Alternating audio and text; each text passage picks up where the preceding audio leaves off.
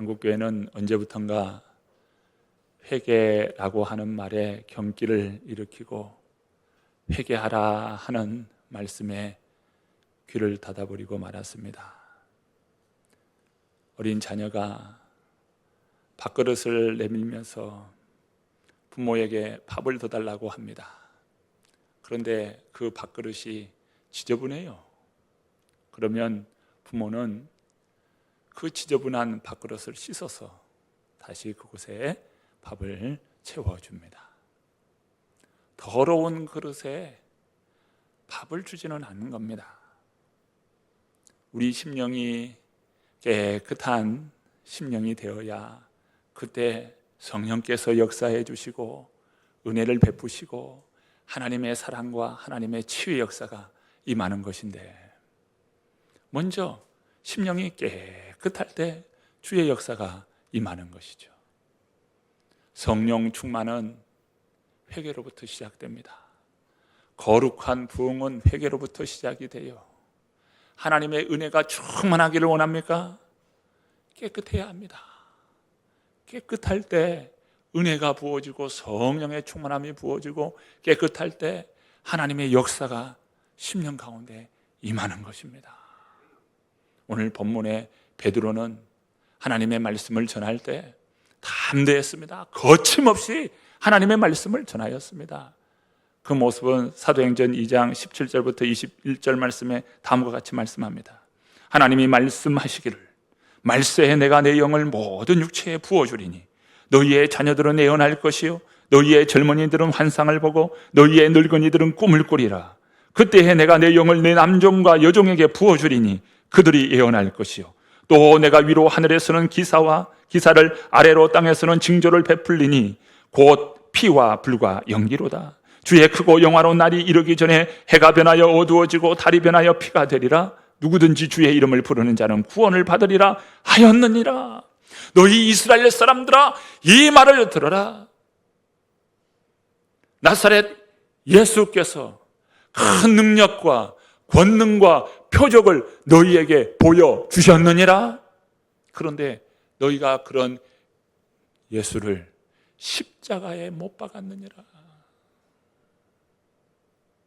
그런데 하나님께서 그 십자가에 달려 죽은 그 예수를 다시 일으키사 너희에게 주와 그리스도가 되게 하셨느니라. 담대히 말씀을 전합니다.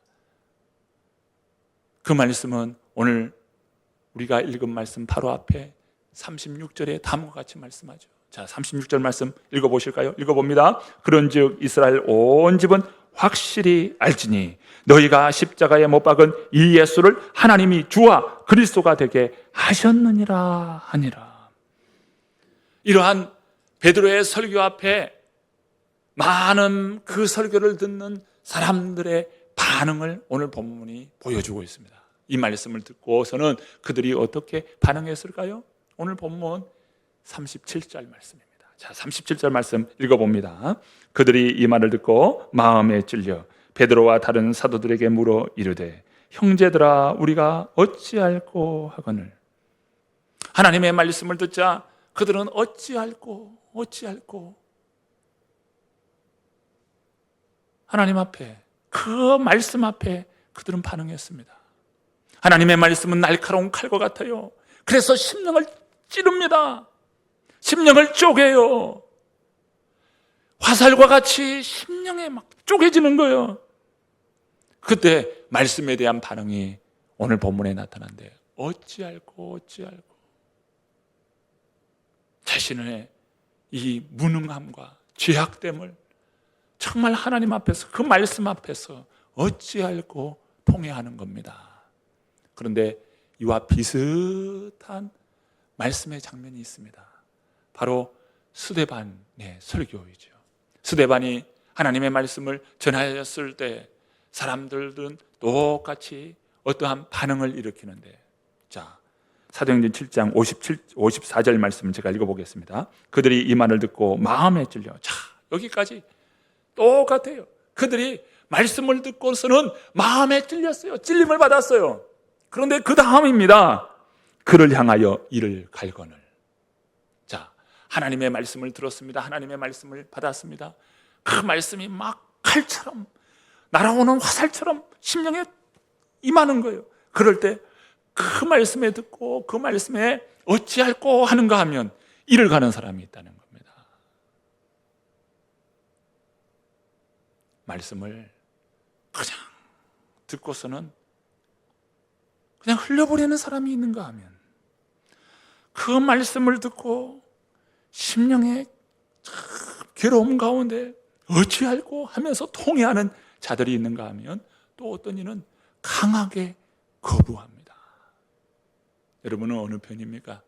그저 듣고서 흘려보냅니까? 아니면 그 말씀에 어찌할꼬 통회합니까? 아니면 그 말씀을 거부합니까?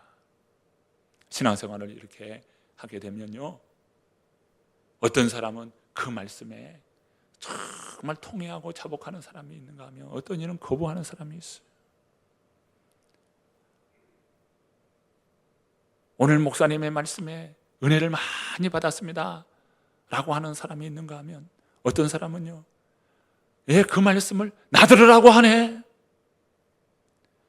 듣기는 잘 들었어요. 나들으라고 해서요. 모든 설교는 나에게 주신 말씀이에요. 나에게 주신 말씀이에요. 그리고 어떤 사람은 그 말씀에 통회하고 자박하며 저 말씀으로 살아야 되겠구나. 저 말씀을 온전히 내가 품고 다시 한번 기도하면서 그 말씀 가운데 은혜의 삶을 살아보리라 하는 사람이 있는가 하면 목사님이 오늘 나에게 나들으라고 그렇게 했다고 그런 분들이 간혹 있어요. 여러분, 오늘 이 시간 우리에게 선포된 이 말씀은 우리 하나님께서 주신 생명의 말씀인 줄로 알고 나에게 주시는 말씀이에요. 누구 들으라고 하는 소리가 나 들으라고 하는 소리인 줄로 믿습니다. 이것을 곡해하지 마시기를 바랍니다. 하나님의 말씀은 내게 주신 말씀이에요. 에레미야 23장 29절 말씀은 다음과 같이 말씀합니다. 여호와의 말씀이니라. 내 말이 불같지 아니하냐. 바위를 쳐서 부스러뜨리는 방망이 같지 아니하냐. 하나님의 말씀 마치 불과 같다는 거예요. 바위를 쳐서 부서뜨리는 방망이와 같다는 겁니다. 말씀은요, 살았고 운동력이 있어요. 좌우의 날선 것보다도 더 이래요. 혼과 영과 관절과 골수를 찔러 쪼개기까지 하며 마음의 그 생각을 감찰하시나니 이 모든 말씀으로 하나님께서 천지 모든 만물을 창조하셨느니라. 하나님의 말씀은요, 불과 같아요. 때로는 방망이 같은 겁니다. 여러분, 그 하나님의 말씀을 거역할 수 있어요? 하나님의 말씀은 그와 같은 거예요. 그 말씀 앞에 주여! 내가 말씀 앞에 회개하나이다. 그 심령에 은혜가 임하고 주의 용서가 선포되고 주의 사랑이 부어지고 주의 은혜가 부어지고 치유와 회복이 일어나고 성령 충만케 되는 줄로 믿습니다. 종교개혁자들은요, 그들이 가진 중요한 이 캐치프레이즈가 있었어요. 그 캐치프레이즈는요, 하나님의 말씀은 영원하다라고 하는 거예요. 그래서요, 그 이니셜을 다 새겨놓고요, 집에 새기고 가구에도 새겨놓고요, 하나님의 말씀은 영원하다. 어떤 위협과 정말 이 주님의 말씀, 그 말씀을 붙들며 온전히 그 말씀 가운데 거하지 못하도록 거친 세력들이 올 때에도 하나님의 말씀은 영원하다, 영원하다. 그 말씀으로 그들은 극복한 거예요. 그렇게 종교개혁을 일으켰던 겁니다. 그렇다면 오늘 이 시대는 어떤 시대인가? 아모스서는 오늘 이 시대를 진단하고 있어요. 아모스서 8장 11절 12절 말씀인데요, 제가 읽어보겠습니다. 주 여호와의 말씀이니라. 보라, 날이 이를지라. 내가 기근을 땅에 보내리니 양식이 없어 주림이 아니며 물이 없어 가람이 아니요 여호와의 말씀을 듣지 못한 기갈이라. 그 다음입니다. 사람이 이 바다에서 저 바다까지 북쪽에서 동쪽까지 비틀거리며 여호와의 말씀을 구하려고 돌아다녀도 얻지 못하리니. 여러분, 가정들마다 집에 성경책이 몇 권씩 있으십니까? 제 서재에는요, 성경책이 이 종류 별 종류의 책이 다 있습니다. 원어로 된 것들, 또 뭐 그 원어를 번역한 뭐 70역 성경들, 뭐 성경이 집에 여러분 얼마나 많이 있습니까? 텔레비를 틀어도 텔레비전을 통해서 영상이 나옵니다. 인터넷을 통해서 보고요, 유튜브를 통해서 설교를 듣습니다. 그런데 그 설교를 들으면서 야, 저 말씀으로 살아야 되겠구나, 내게 주신 말씀이구나 하면서 그 말씀 앞에 통회하고 엎드립니까? 홍수 끝에 마실 물이 없다는 말이 있습니다. 홍수가 나서 물이 막 천지에 그냥 물이 가득해요. 그런데 정작 마실 물이 없는 거예요. 오늘 이 시대가 바로 그와 같은 시대예요. 양식이 없어 주님이냐? 여호와의 말씀이 없어 기갈이라. 오늘 이 시대를 이렇게 하나님께서 진단해 주시는 것이죠. 한국교회가 자성하고 회개의 불이 임하여야 합니다. 세속적인 그런 세력을 거부하고요, 거짓과 탐욕을 거부하고요. 그런데 요즘 이 시대는요, 허세와 권위와 거짓에 놓여져 있고요, 비윤리적이고요, 또 한편으로는 폭력적이기도 하는 거예요. 왜 교회가 이렇게 되었을까요? 오늘 주님께서 주시는 말씀, 거룩한 부흥은 회개로부터다. 회개로부터다. 회개를 잃어버린 거예요. 회개를 잃어버렸어요.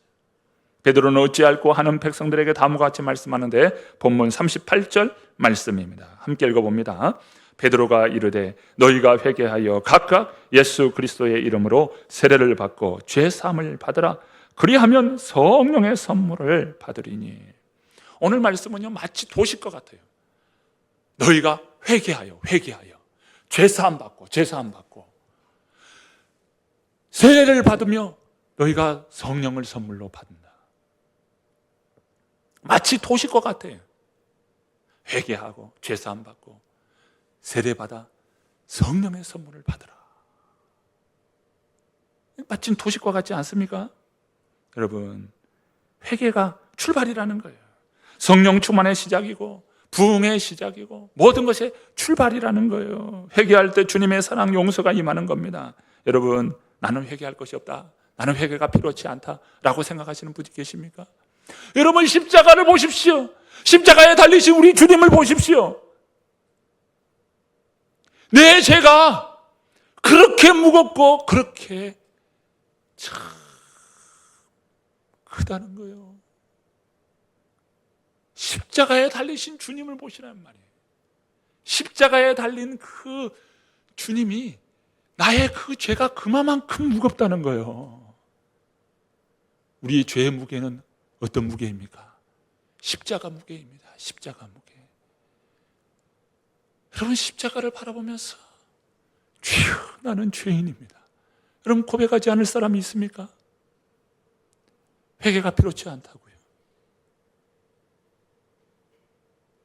진정으로 필요치 않다는 그 생각 자체가 회개할 것이에요. 십자가 앞에 있을 때 우리 모두는 나는 죄인입니다. 십자가는 우리에게 말하는 거예요. 너의 죄가 이렇게 무거운지다. 죄라고 하는 것은 윤리적이고 도덕적인 죄도 있지요. 그런데 성경은 윤리와 도덕을 뛰어넘는 그것을 죄로 말씀합니다. 죄는요, 하나님과의 관계 안에 있어요. 너 선악을 알게 하는 그 나무의 열매를 먹지 말라. 먹는 날에는 반드시 죽으리라. 정령 죽으리라. 반드시 죽으리라. 그거 먹었잖아요. 그리고 일어나는 반응이 무엇입니까? 안 죽었는데요? 안 죽었는데요? 아담이 안 죽었는데요? 하와가 안 죽었는데요? 뭐가 죽었다는 거예요? 하나님과 관계에 지금 단절이 일어나는 거예요. 단절.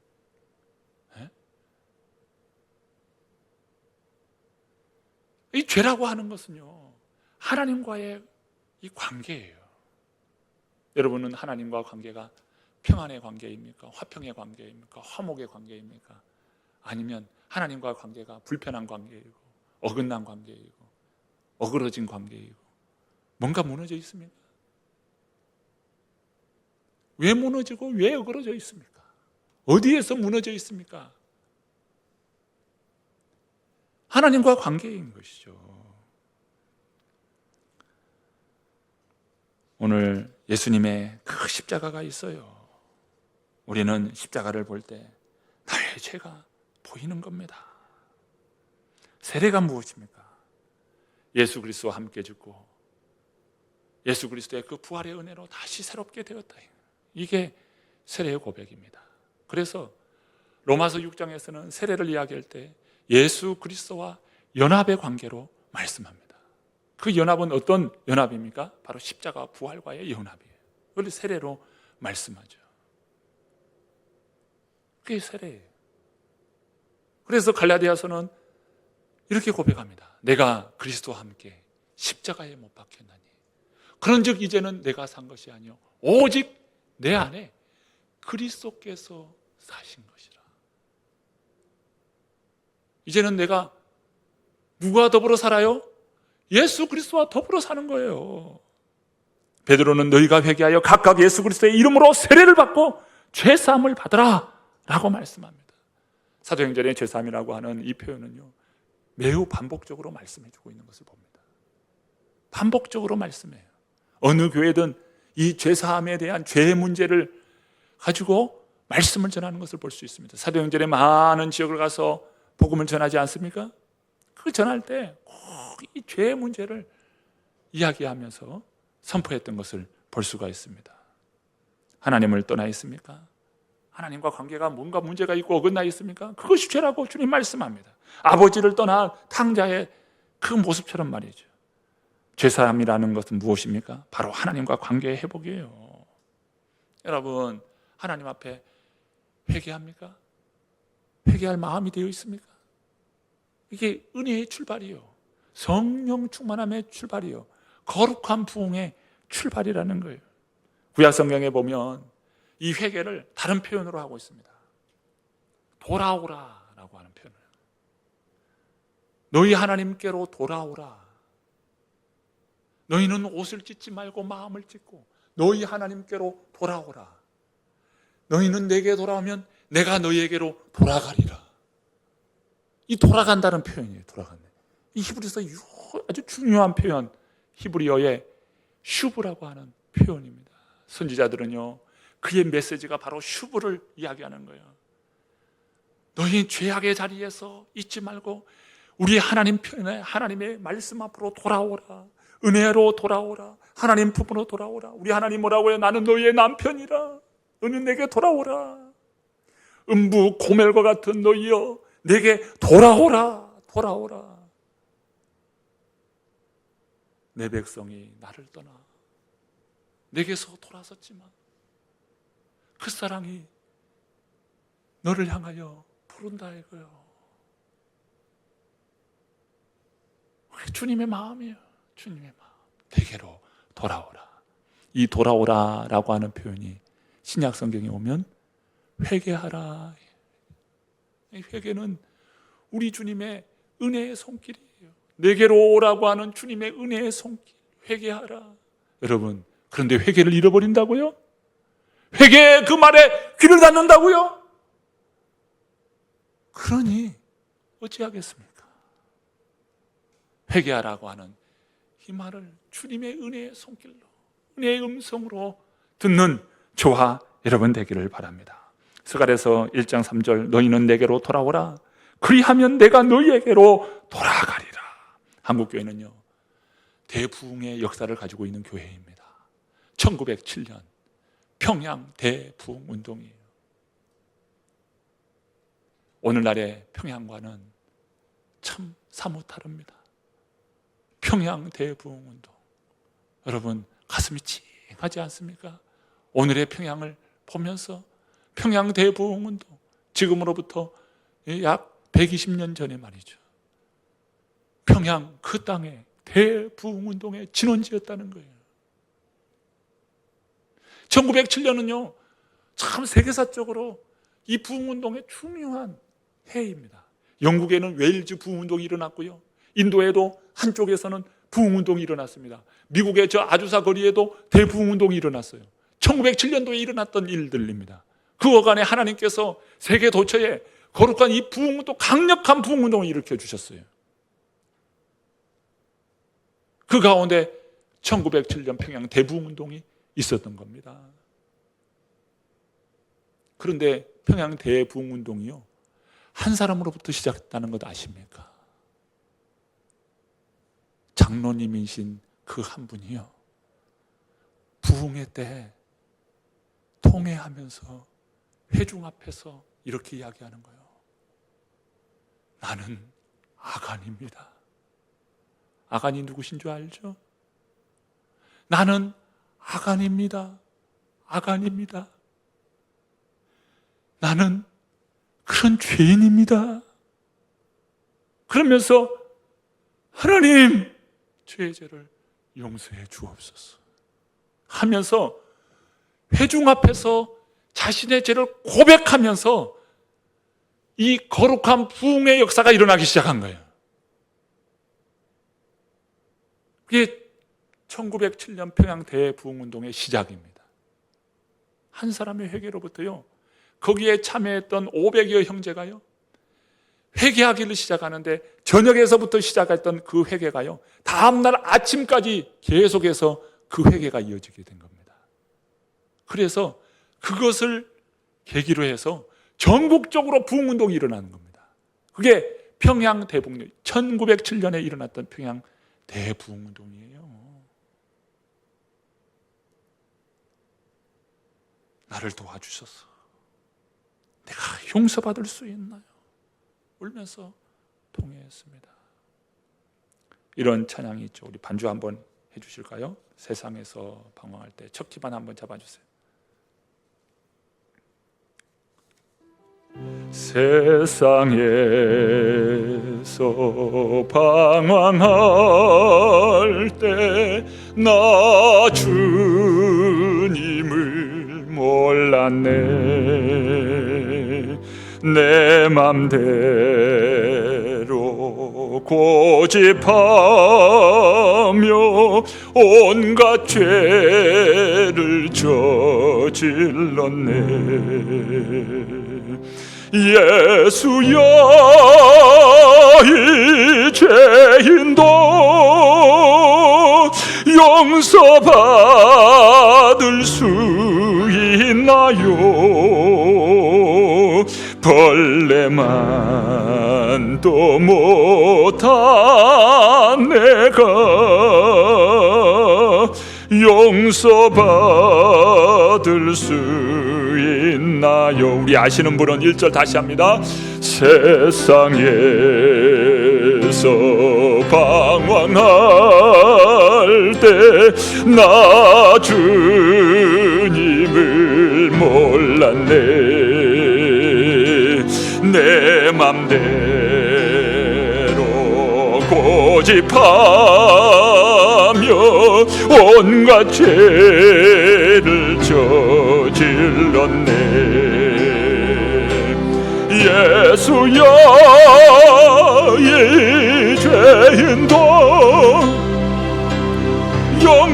용서받을 수 있나요? 벌레만도 못한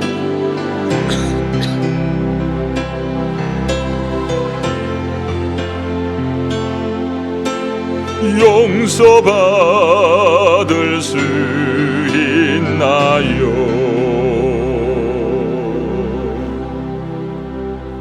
베드로는요, 죄사함을 받는 자는 성령을 선물로 받는다는 거예요. 왜 성령을 선물로 말씀했을까요? 성령은요, 우리의 구원을 이루어 주시고요, 하나님의 은혜와 하나님의 사랑을 누릴 수 있도록 성령께서 우리를 이끄시고 인도해 주시고 도와주시기 때문이에요. 그러니 선물 아닙니까? 우리에게 구원의 놀라운 은혜를 주셔요. 하나님의 사랑을 알고 하나님의 용서의 은혜를 누릴 수 있도록 도와주셔요.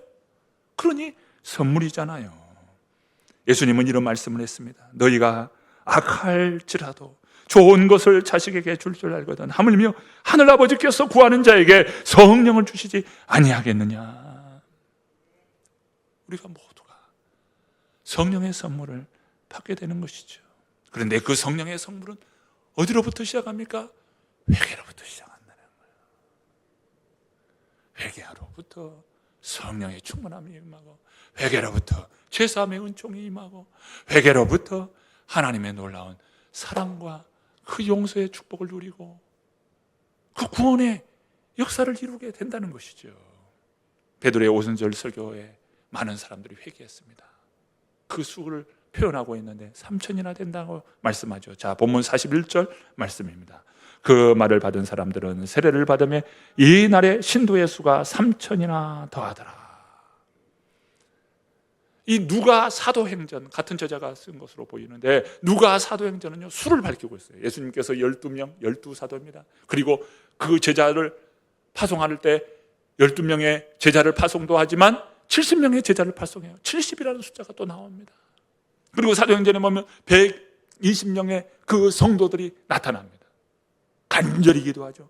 그리고 3,000명, 5,000명 이렇게 숫자가 나타나는 거예요. 왜 수를 말씀하시는 걸까요? 여러분, 건강한 나무요, 건강한 나무는 열매를 맺는 겁니다. 열매를 맺을 때 풍성히 맺어요. 튼실하게 맺습니다. 건강하다는 증거예요. 건강한 교회는 놀라운 성장과 회복과 축복이 있는 거예요. 건강함의 증거가 나타나는 것이죠.